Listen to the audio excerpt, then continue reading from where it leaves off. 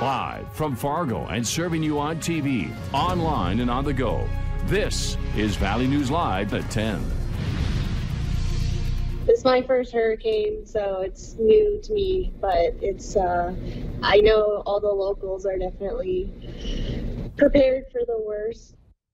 The big slosh has begun, and the consequences could be disastrous. Hurricane Florence's leading edge battered the Carolina coast today, and winds and rain are arriving in South Carolina. Forecasters said the conditions will only get more lethal as the storm smashes ashore early tomorrow near the North Carolina-South Carolina line and crawls slowly inland. Dozens of families here in the Valley have relatives in the storm's path. Tonight, Valley News Team's Veronica Marshall talks to a Minnesota native who is staring down the storm. Adriana Muller has faced many things in her life. Growing up in Otter Tail County, she's experienced long and freezing winters. Now that she's in North Carolina, she's overcoming the distance that's keeping her away from her loved ones. All my family's there, so I definitely miss them. But now, for the first time, she's going up against a hurricane. Not just any hurricane, but Hurricane Florence, which is said to be historic in its devastation. This is an historic storm, and that we are worried about two things as much as any. One is the ocean surge, which is going to contribute to our inland flooding because it's blocking the rivers from being able to flow out into the ocean, and the rivers spill over the banks, in addition to the significant and historic rainfall that we're about to have. It being our first hurricane, it's scary. We didn't know how to prepare. Even without prior experience, Muller's Midwest background has given her the skills she needs to survive the storm. Surviving this storm will be a test of endurance, teamwork, common sense, and patience. We tried to prepare as much as possible. I got water Sunday night, but even Sunday night when I went to the grocery store, the shelves were wiped out. But it's not enough to stop her family from worrying and asking for daily check-ins. Through like a group message and just letting my mom and dad know I'm okay, I'm safe, and I know they're awfully worried, but I definitely think we're safe in Raleigh as of right now. Veronica Marshall, Valley News Live. Again, Muller's from Battle Lake. We caught up with her in Raleigh after she was evacuated from her home in Swansboro, North Carolina. She says she's talked with neighbors who did not evacuate, and they say it has been raining for days and the power is out. Here at home, there are sprinkles for some, a lot of rain for others, plus lightning. Let's throw it over to Hutch and begin with what you know about going-ons in Florida.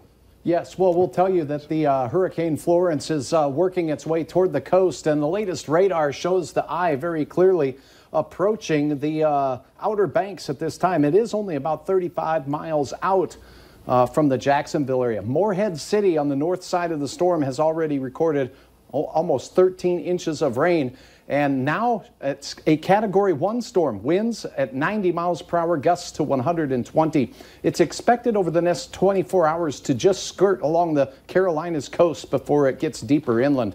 For us, we have spotty sprinkles and clouds out there. Those will all move off to the east as we go through the overnight hours, with most of us in the 50s to start our Friday morning. I'll have details on the rest of your forecast for the weekend ahead here in a couple of moments. Yeah, and of course I misspoke. I meant Florence, not Florida. Thanks. Right. Mm-hmm. Authorities have identified suspects in a stabbing at a bar in Harwood. Officers say it happened around midnight Sunday during a fight at the Harwood Grill and Saloon as patrons were trying to leave the bar. The victim of the stabbing suffered injuries that are not life-threatening and was treated on scene by FM ambulance.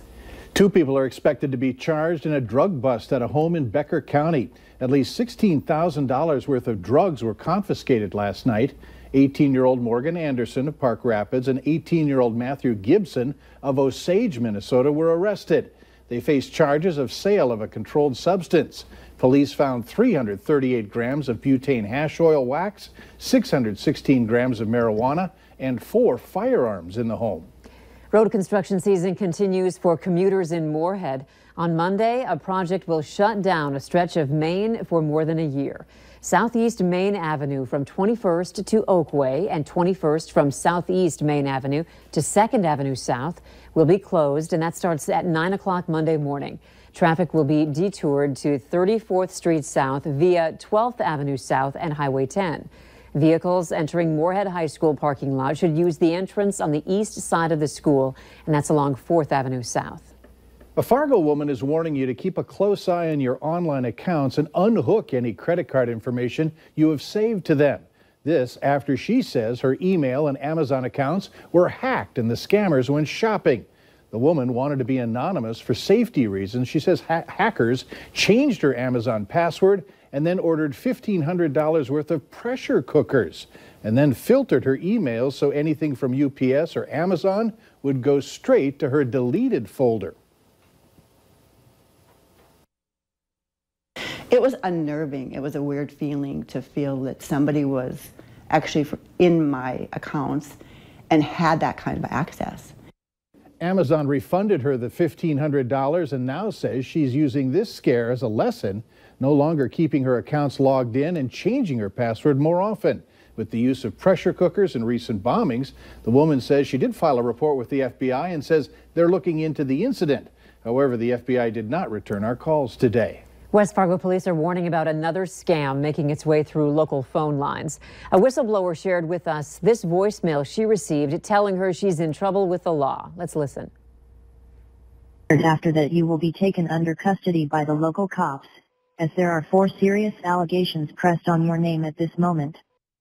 West Fargo police tell us variations of this phone message are going around, and some even mention specific officials by name in order to sound more legitimate. Police say they do contact people to let them know they have a warrant out for their arrest, but say they would never tell you to wire money over the phone. You would post bond at the Cass County Jail. Assistant Chief Boyer says if you have any doubts, call police before taking any action.